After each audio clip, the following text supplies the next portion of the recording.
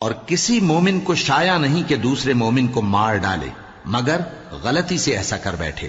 اور جو غلطی سے بھی مومن کو مار ڈالے تو وہ ایک مسلمان غلام آزاد کر دے اور مقتول کے وارثوں کو خون بہا بھی دے،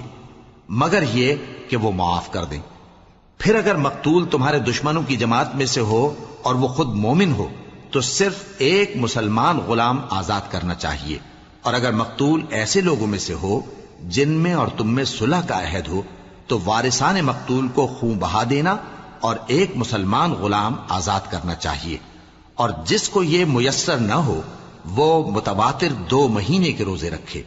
یہ کفارہ اللہ کی طرف سے قبول توبہ کے لیے ہے، اور اللہ سب کچھ جانتا ہے، بڑی حکمت والا ہے۔ اور جو شخص کسی مسلمان کو قصدن مار ڈالے گا تو اس کی سزا دوزخ ہے، جس میں وہ ہمیشہ جلتا رہے گا، اور اللہ اس پر غضبناک ہوگا اور اس پر لعنت کرے گا، اور ایسے شخص کے لیے اس نے بڑا سخت عذاب تیار کر رکھا ہے۔ مومنو، جب تم اللہ کی راہ میں باہر نکلا کرو تو تحقیق سے کام لیا کرو، اور جو شخص تم کو سلام کرے اس سے یہ نہ کہو کہ تم مومن نہیں ہو، کہ اس سے تمہاری غرض یہ ہو کہ دنیا کی زندگی کا فائدہ حاصل کرو، سو اللہ کے پاس بہت سی غنیمتیں ہیں، تم بھی تو پہلے ایسے ہی تھے، پھر اللہ نے تم پر احسان کیا، چنانچہ آئندہ تحقیق کر لیا کرو۔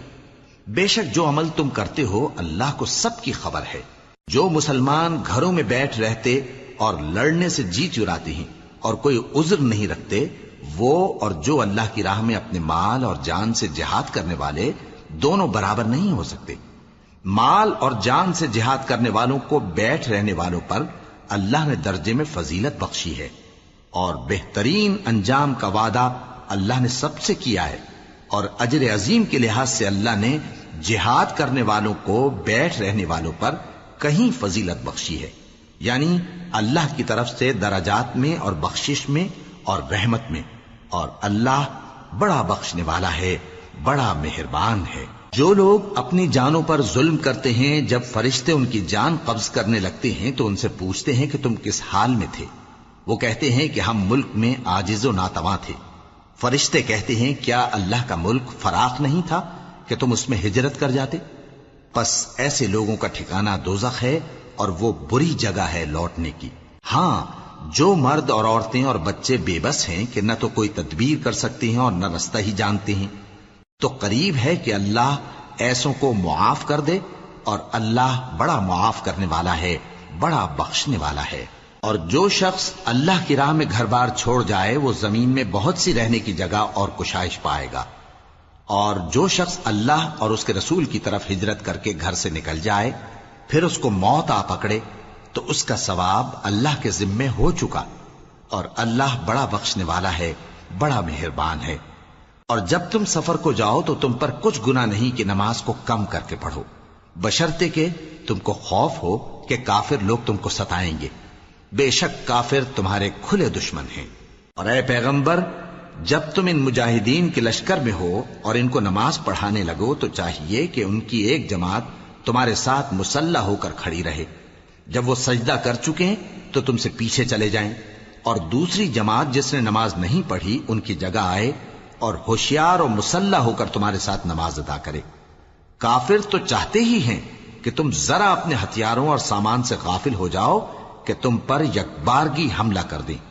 اور اگر تم بارش کے سبب تکلیف میں ہو یا بیمار ہو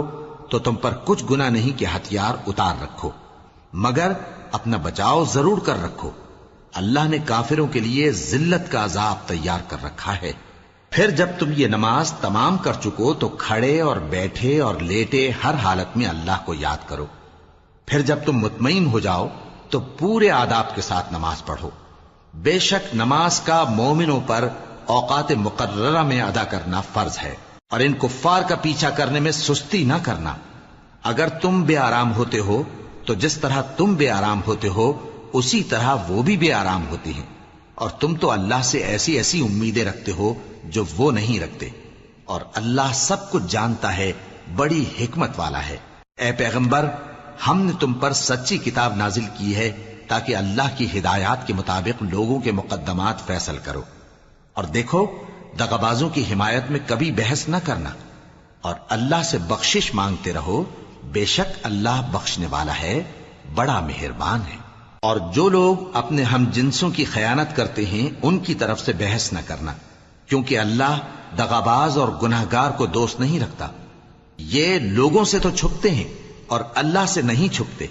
حالانکہ جب یہ راتوں کو ایسی باتوں کے مشورے کیا کرتے ہیں جن کو وہ پسند نہیں کرتا تو وہ ان کے ساتھ ہوا کرتا ہے، اور اللہ ان کے تمام کاموں کا احاطہ کیے ہوئے ہے۔ بھلا تم لوگ دنیا کی زندگی میں تو ان کی طرف سے بحث کر لیتے ہو، سو قیامت کے دن ان کی طرف سے اللہ کے ساتھ کون بحث کرے گا اور کون ان کا وکیل بنے گا؟ اور جو شخص کوئی برا کام کر بیٹھے یا اپنے حق میں ظلم کر لے پھر اللہ سے بخشش مانگے تو اللہ کو بڑا بخشنے والا، بڑا مہربان پائے گا۔ اور جو کوئی گناہ کرتا ہے تو اس کا وبال اسی پر ہے، اور اللہ سب کچھ جاننے والا ہے، حکمت والا ہے۔ اور جو شخص کوئی قصور یا گناہ تو خود کرے لیکن اس کا الزام کسی بے گناہ پر ڈال دے تو اس نے بہتان اور کھلے گناہ کا بوجھ اپنے سر پر رکھا۔ اور اے نبی، اگر تم پر اللہ کا فضل اور اس کی مہربانی نہ ہوتی تو ان میں سے ایک جماعت تم کو بہکانے کا قصد کر ہی چکی تھی، اور یہ اپنے سوا کسی کو بہکا نہیں سکتے اور نہ تمہارا کچھ بگاڑ سکتے ہیں۔ اور اللہ نے تم پر کتاب اور حکمت نازل فرمائی ہے اور تمہیں وہ باتیں سکھائی ہیں جو تم نہیں جانتے تھے، اور تم پر تو اللہ کا بڑا فضل رہا ہے۔ ان لوگوں کی بہت سی سرگوشیاں اچھی نہیں، ہاں اس شخص کی سرگوشی اچھی ہو سکتی ہے جو خیرات یا نیک بات یا لوگوں میں صلح کرنے کو کہے، اور جو ایسے کام اللہ کی خوشنودی حاصل کرنے کے لیے کرے گا تو ہم اس کو بڑا ثواب دیں گے۔ اور جو شخص سیدھا رستہ معلوم ہونے کے بعد پیغمبر کی مخالفت کرے اور مومنوں کے رستے کے سوا کسی اور رستے پر چلے تو جدھر وہ چلتا ہے ہم اسے ادھر ہی چلا دیں گے، اور قیامت کے دن اسے جہنم میں داخل کریں گے، اور وہ بری جگہ ہے۔ اللہ اس گناہ کو نہیں بخشے گا کہ کسی کو اس کا شریک بنایا جائے، اور اس کے سوا اور گناہ جس کو چاہے گا بخش دے گا، اور جس نے اللہ کے ساتھ شریک بنایا تو بے شک وہ رستے سے دور جا پڑا۔ یہ لوگ اللہ کے سوا جو پرستش کرتے ہیں تو کچھ دیویوں کی، اور پکارتے بھی ہیں تو شیطان سرکش ہی کو، جس پر اللہ نے لعنت کی ہے، اور وہ اللہ سے کہنے لگا میں تیرے بندوں سے غیر اللہ کی نیاز دلوا کر مال کا ایک مقرر حصہ لے لیا کروں گا، اور ان کو گمراہ کرتا اور انہیں امیدیں دلاتا رہوں گا، اور یہ سکھاتا رہوں گا کہ جانوروں کے کان چیرتے رہیں، اور انہیں سمجھاتا رہوں گا تو وہ اللہ کی بنائی ہوئی صورتوں کو بگاڑتے رہیں گے۔ اور جس شخص نے اللہ کو چھوڑ کر شیطان کو دوست بنایا وہ صاف صاف گھاٹے میں رہا۔ وہ ان کو وعدے دیتا ہے اور امیدیں دلاتا ہے، اور جو کچھ شیطان انہیں وعدے دیتا ہے وہ دھوکہ ہی دھوکہ ہے۔ ایسے لوگوں کا ٹھکانہ جہنم ہے، اور وہ وہاں سے کوئی راہ فرار نہیں پا سکیں گے۔ اور جو لوگ ایمان لائے اور نیک کام کرتے رہے ان کو ہم بہشتوں میں داخل کریں گے جن کے نیچے نہریں جاری ہیں، وہ ہمیشہ ہمیشہ ان میں رہیں گے۔ یہ اللہ کا سچا وعدہ ہے، اور اللہ سے زیادہ بات کا سچا کون ہو سکتا ہے؟